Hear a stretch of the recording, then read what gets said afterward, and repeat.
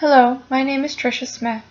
I will be reading the first 18 lines of Chaucer's Prologue to Canterbury Tales in the original Middle English, and then immediately following I will be reading the same 18 lines in modern English from a version translated by Harvard faculty in 2001. In doing so, I hope to illustrate some of the differences in spelling and pronunciation between Middle and Modern English, as well as demonstrate the significance of how English has evolved into the language we know today. A couple of things to note. The pronunciation of the original Middle English may not be accurate to the same extent that an expert's would be. However, it is my best rendering. And while modern translations also do their best to maintain the integrity of the original work, some words simply do not exist anymore or do not translate into a word capable of maintaining the same rhyme scheme or rhythm. For this reason, you'll notice a significant difference between the reading of the original text and the translated text. So without further ado, Chaucer's Prologue to Canterbury Tales.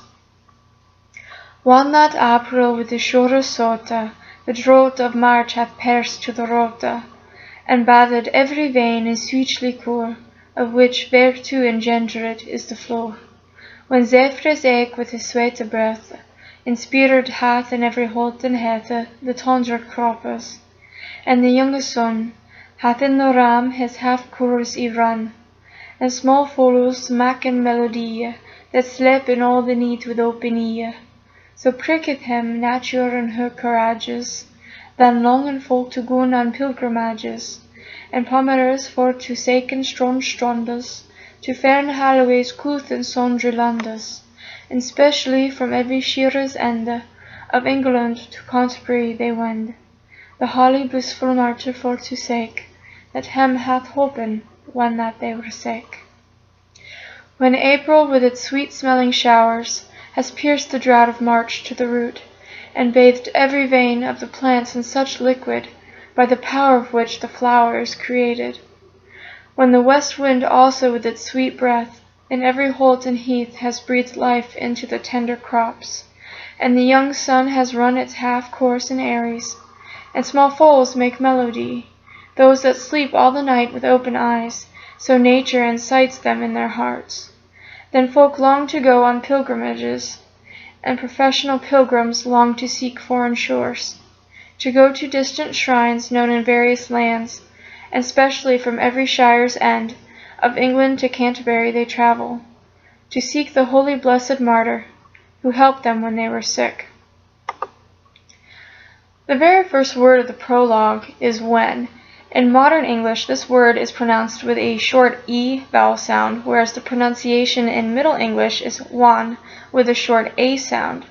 Interestingly, the spelling matches the pronunciation, so modern when is also spelled with an E and has the short E sound, and middle one is also spelled with an A and has the short A sound. We see the same pattern later in line 12 in the word than, which means then. Likewise, the words sota and rota include a short E as a suffix. Where modern English speakers would not pronounce the E separately, Middle English speakers distinguish the E as a syllable of its own. Because of this, sota and rota are considered to have two syllables as compared to the modern version, which only has one. These two words translate to sweet and root, and in both cases the short E has been dropped. It also is important to note that although the two Middle English words rhymed at the time Chaucer wrote the Canterbury Tales, the modern versions of sota and rota do not.